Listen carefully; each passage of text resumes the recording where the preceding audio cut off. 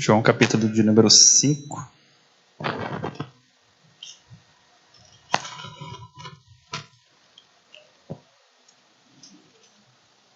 Versículo 1.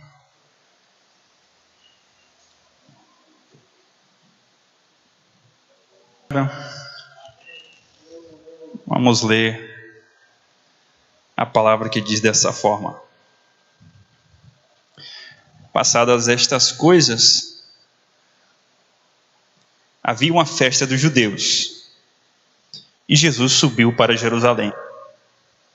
Ora, existe ali, junto à porta das ovelhas, um tanque, chamado em hebraico de Betesda, o qual tem 5 pavilhões.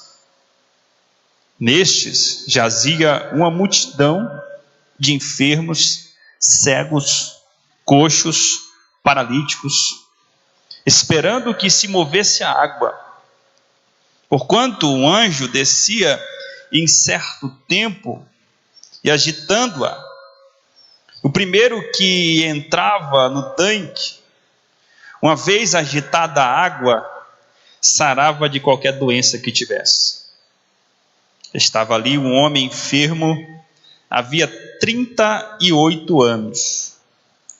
Jesus, vendo deitado e sabendo que estava assim há muito tempo, perguntou-lhe: queres ser curado? Respondeu-lhe o enfermo: Senhor, não tenho ninguém que me ponha no tanque quando a água é agitada, pois enquanto vou, desce outro antes de mim. Então lhe disse Jesus: levanta, toma o teu leito e anda. Imediatamente o homem se viu curado e, tomando o leito, pôs-se a andar.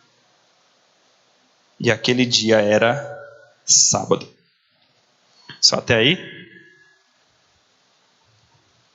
Vamos orar mais uma vez. Bendito Deus, nós te agradecemos por essa tão honrosa oportunidade que temos de estarmos na tua presença, na tua casa, nos teus átrios, Senhor. Assim como o Senhor já tem falado conosco através das canções, que o Senhor possa continuar nos falando agora, através da tua palavra. É o que nós te pedimos, em nome de Jesus. Irmãos, eu quero trazer uma reflexão para as nossas vidas nessa noite. Ela tem por tema o verdadeiro milagre de Betesda. Esse texto que nós lemos aqui é um texto muito conhecido, é um texto muito pregado, é um texto muito usado, mas é também um texto muito mal interpretado. Muitos de nós, cristãos, não conseguimos entender o verdadeiro significado, a razão por que só o evangelista João registra esse texto, registra essa história. Quando nós olharmos aqui o primeiro versículo, o versículo de número 1, diz dessa forma: passadas estas coisas, havia uma festa dos judeus. Aqui o evangelista João não nos diz qual seria essa festa, mas nós podemos entender que se tratava provavelmente da festa dos tabernáculos. O versículo 2 vai nos falar que existia junto à porta das ovelhas um tanque em hebraico, ou seja, na língua original, a língua mãe dos judeus, um tanque em hebraico que se chamava Betesda. Esta palavra traduzida, ela significa casa de misericórdia. Era esse o verdadeiro significado do nome Betesda. O versículo 3 vai nos contar qual era a situação da casa de misericórdia, ou do tanque de Betesda. Versículo 3.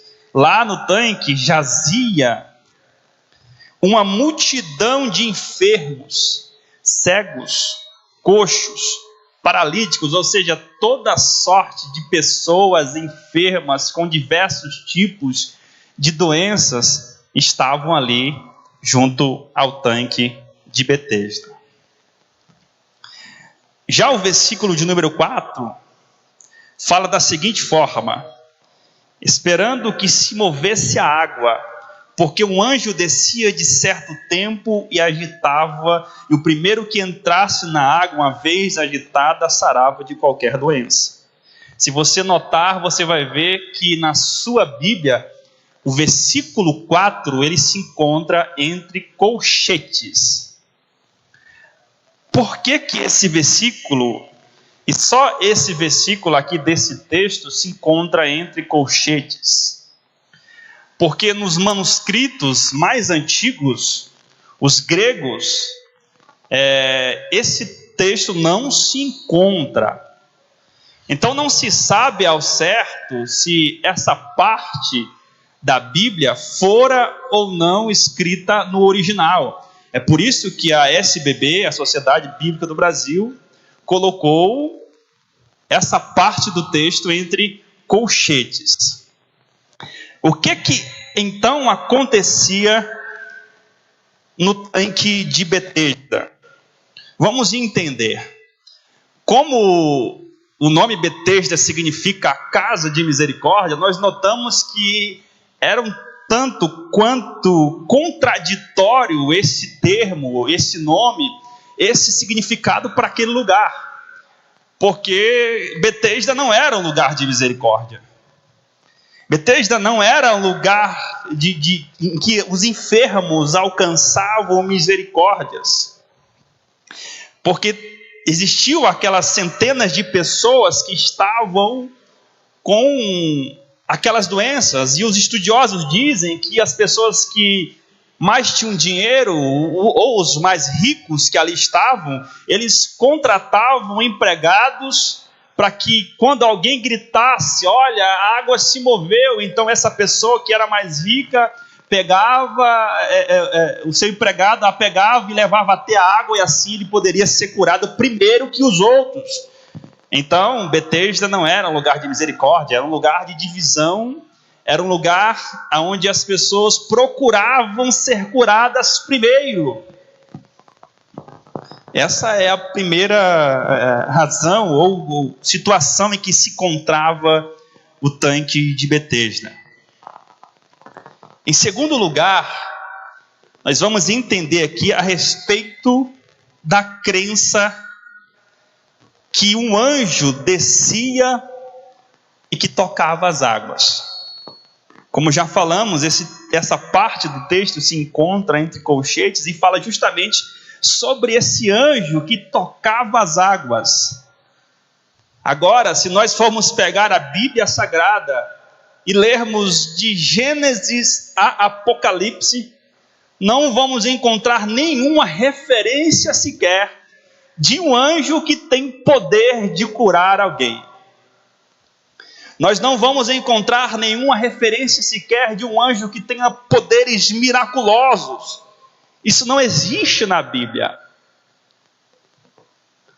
A referência que se tem de um anjo que cura está justamente num livro apócrifo da igreja romana, que se chama Livro de Tobias. E lá nesse livro de Tobias fala a respeito de um anjo que cura, o anjo Rafael. Mas você não vai encontrar Rafael nos livros canônicos, nos livros ditos inspirados. Anjos são mensageiros de Deus. Anjos são guerreiros de Deus. Mas não existe referência que fale a respeito de um anjo que tenha poder de curar alguém. Em segundo lugar, não havia nenhum testemunho sequer de alguém que foi curado em Betesda. Nunca houve na história, nem nos relatos bíblicos, e nem nos relatos extra-bíblicos de alguém que disse: eu fui curado em Betesda, eu fui curado. Quando o anjo desceu e movimentou as águas, eu fui curado. Não existe esses registros. Não há um testemunho que comprove a autenticidade que esse anjo realmente curava pessoas em Betesda. Note que ano após ano o tanque se enchia. Por quê? Porque não havia curas. Não havia testemunhos que comprovasse a história. Mas se por acaso, suponhamos que talvez existisse alguém que fora curado em Betesda. Você sabia que existe as chamadas doenças psicossomáticas? O que são doenças psicossomáticas? Elas são causadas por problemas emocionais no indivíduo que tem um sofrimento psicológico e que de alguma forma esse sofrimento psicológico acaba causando ou agravando uma doença física. Ou seja, a doença psicossomática, ela é causada por um trauma psicológico, um problema psicológico, e esse problema psicológico causa ou agrava uma doença física, quando o psicológico atinge o físico. Por que eu estou falando isso? Porque o tratamento para a doença psicossomática, ele não é geralmente com remédios. Segundo a psiquiatria, o tratamento para a doença psicossomática se dá primeiro por meditação, segundo por palavras de autoajuda, ou seja, uma pessoa que tem uma doença psicossomática, às vezes só quando alguém diz uma palavra boa para ela, uma palavra agradável para ela, e ela recebe aquela palavra, ela crê naquela palavra, ela já é curada da sua doença psicossomática. Em terceiro lugar, o tratamento para a doença psicossomática também se dá através de psicólogos e psiquiatras. Então suponhamos que talvez existisse curas em Betesda, talvez existisse pelo simples fato de algumas pessoas terem doenças psicossomáticas que são curadas. E outra prova que nós temos também a respeito desse texto, eu quero que você preste muita atenção no que eu vou falar aqui, é que em 1888 foram feitas escavações no local, ou seja, no tanque de Betesda, pelo professor arqueólogo Dr. Conrad Schick. Preste atenção nesse nome. Dr. Conrad Schick. As descobertas arqueológicas mostraram que os romanos utilizavam o tanque para banhos de cura sobre a proteção do deus Serapis. Esse deus romano, da mitologia romana, falava que curava as pessoas através da água. Então, por acaso, não seria uma crença que existia naquela época, trazida da herança romana, para que as pessoas acreditassem que em Betesda um anjo curasse, quando na verdade se tratava de uma crendice de religiões pagãs? Essa é a verdade.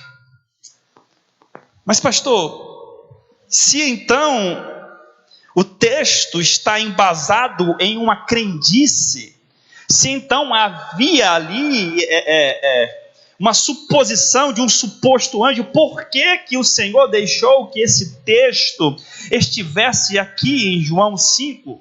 Simplesmente porque os nossos olhos aqui, quando nós lemos esse texto, estão enfatizando o anjo e se esqueceram do ponto principal que existia ali.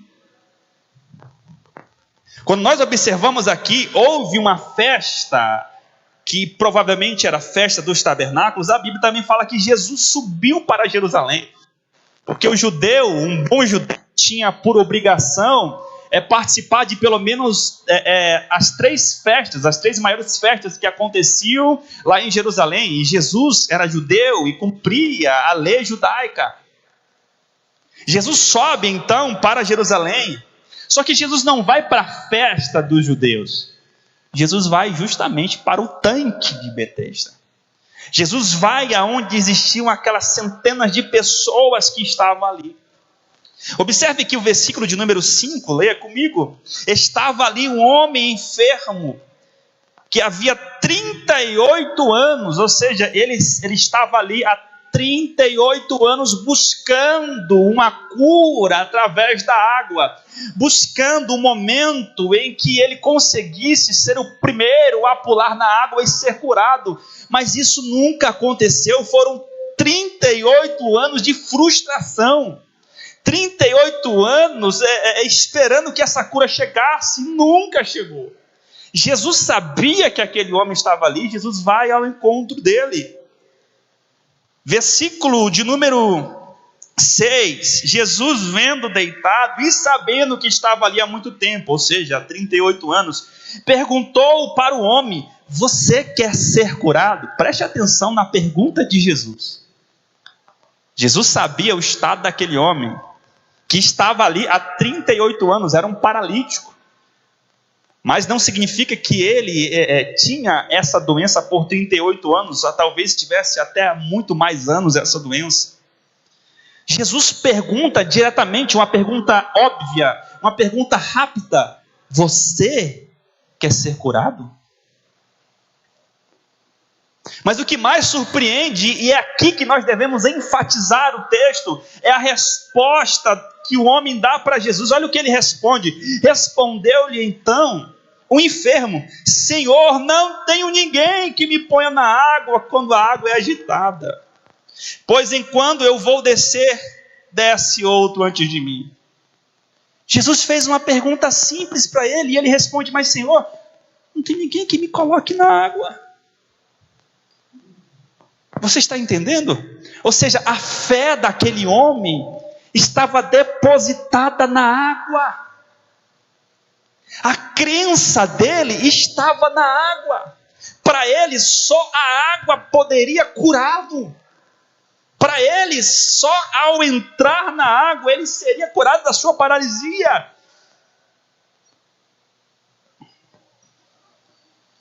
Não tem ninguém que me jogue.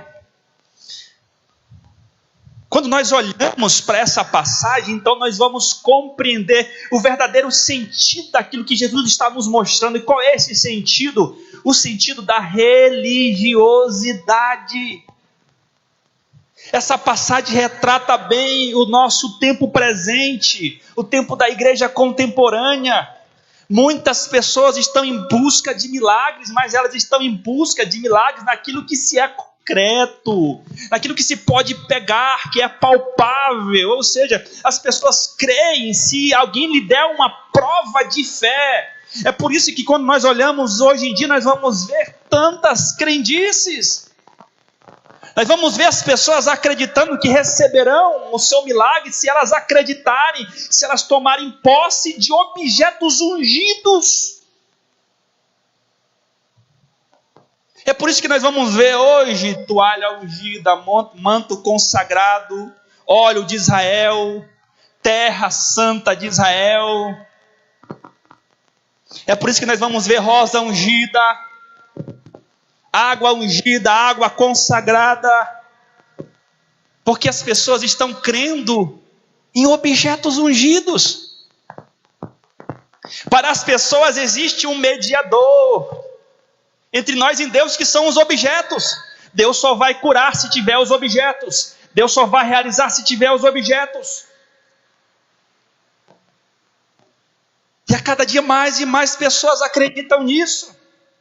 Elas se creem que para se obter milagre é preciso pagar um preço, é preciso tomar posse dessas coisas, é preciso até mesmo para a salvação pagar um preço. Jesus faria a mesma pergunta para essas pessoas hoje em dia: você quer ser curado? E a pessoa vai dizer: não, mas eu ainda não recebi a minha toalha ungida, eu ainda não recebi a minha rosa ungida. Mas pastor, Paulo curava com o seu lenço ungido. Será que é verdade? A Bíblia diz que A unção que havia nos lenços de Paulo curava, mas Paulo não consagrava um lenço ungido algum para dar para alguém. Paulo não distribuía lenços ungidos. Mas pastor, a Bíblia diz que a sombra dos apóstolos curava, é verdade, mas os apóstolos não estavam consagrando, não estavam fazendo a campanha da sombra consagrada.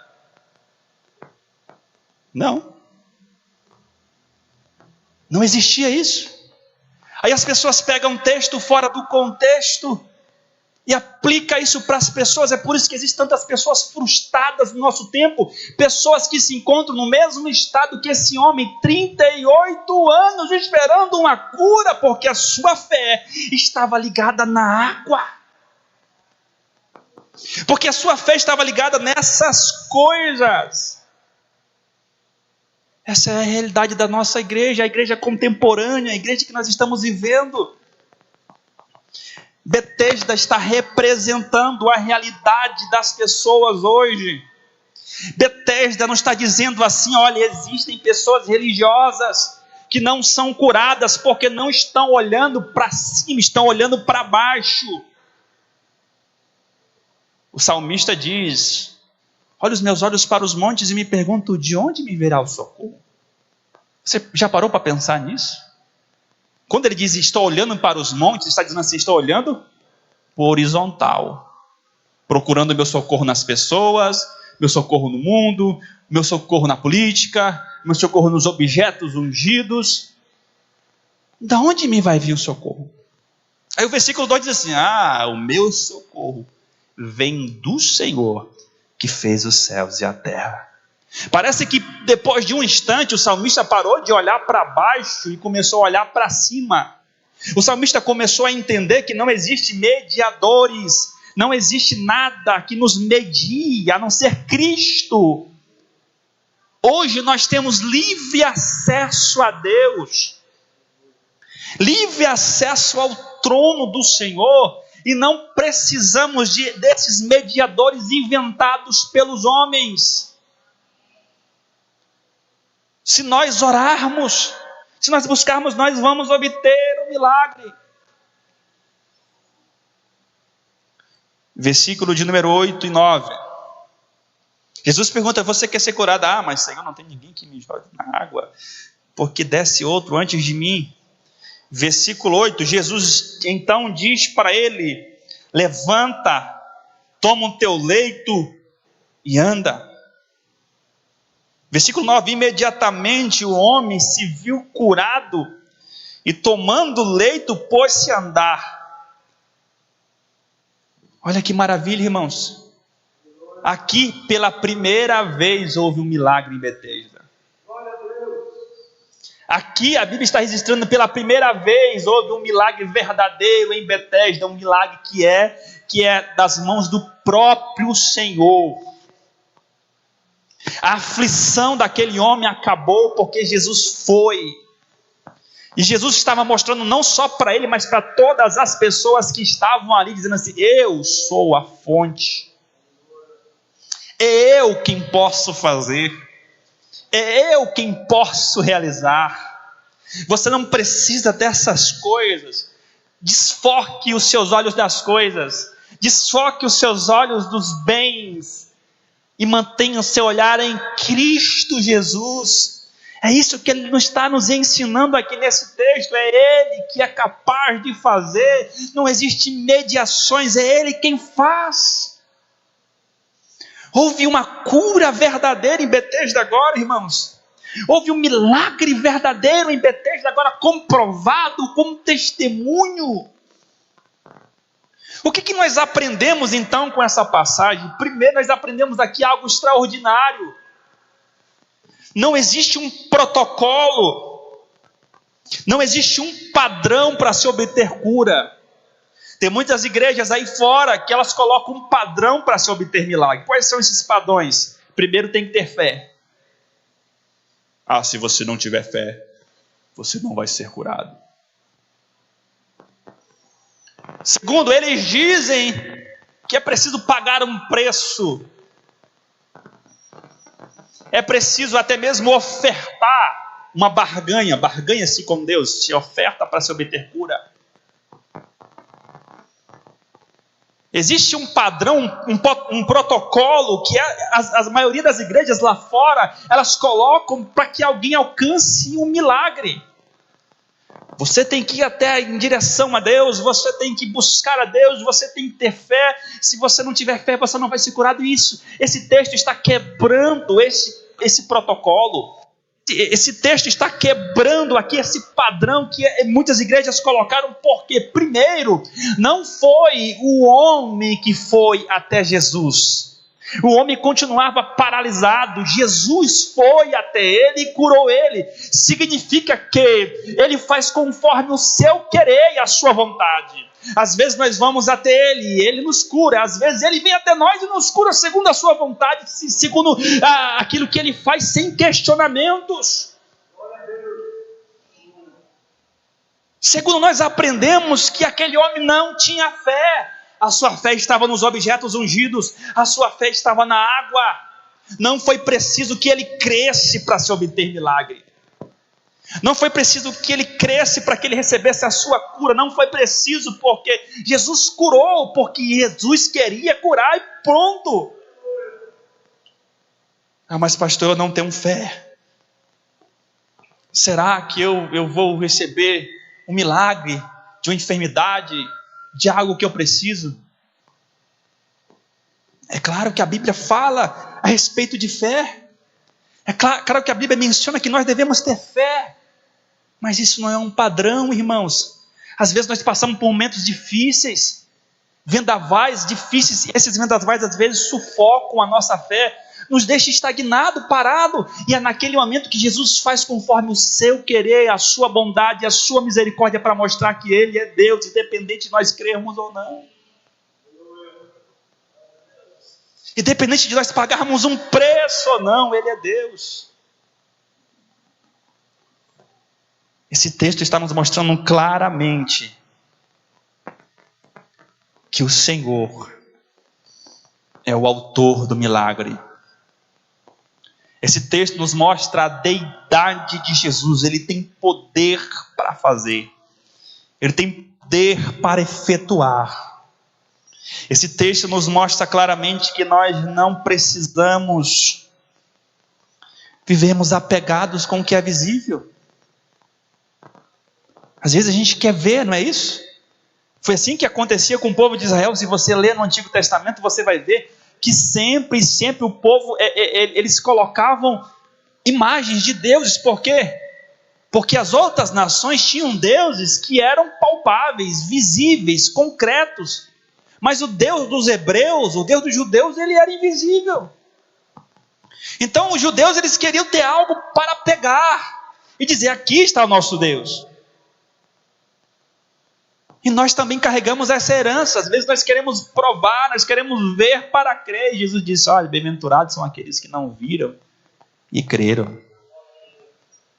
Jesus olha para os apóstolos: olha, vocês estão me vendo. É fácil crer quando se vê. É fácil crer quando se pega. Mas Jesus disse: olha, maiores, bem-aventurados, mais que felizes serão aqueles que ainda vão nascer, que nunca me viram. Não vão provar do visível, mas do invisível, mas vão crer, vão acreditar. É isso que a Bíblia diz: a fé é o firme fundamento das coisas que não se veem. Firme fundamento das coisas que não se veem, mas que se esperam, que se creem que vão acontecer. E para finalizar aqui, eu gostaria de contar um breve testemunho. Há quase 4 anos atrás,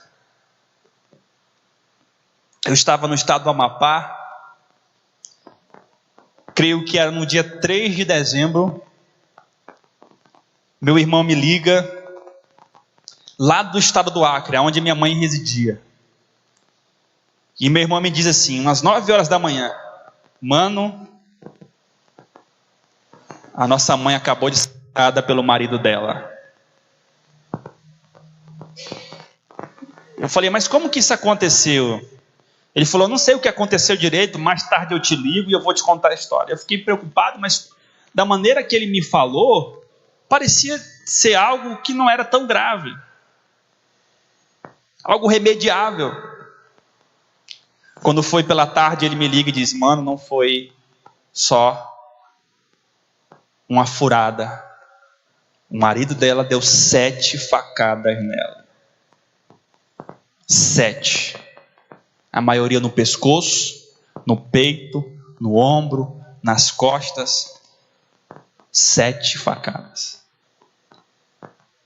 E ele me contou que ela foi para o hospital. No primeiro dia teve que tomar 10 bolsas de sangue. Quem me contou disse que minha mãe entrou no hospital com o pescoço jorrando sangue. Quem olhou ela disse assim: é impossível. E eu estava recebendo essa notícia no estado do Amapá, e minha mãe estava sofrendo isso no estado do Acre. Mais de 2.000 quilômetros de distância. O que devemos fazer diante de uma notícia dessa? Qual foi a minha reação quando eu recebi? Quando eu recebi essa notícia, a minha primeira reação não foi procurar profetas. Porque tem pessoas que pensam assim: ah, mas eu vou receber um milagre se eu procurar o profeta e o profeta orar por mim, e então vai ser tudo bem. Ah, eu vou pagar um preço, vou fazer isso. Não. A opção que eu tinha naquele instante era crer que Deus é soberano e que Ele está no controle de tudo. Mesmo com todas as circunstâncias dizendo que minha mãe não ia resistir a um atentado daqueles, 7 perfurações no seu corpo, mesmo as circunstâncias dizendo isso, eu resolvi acreditar. Eu resolvi crer que o Deus que dá vida poderia livrar minha mãe da morte.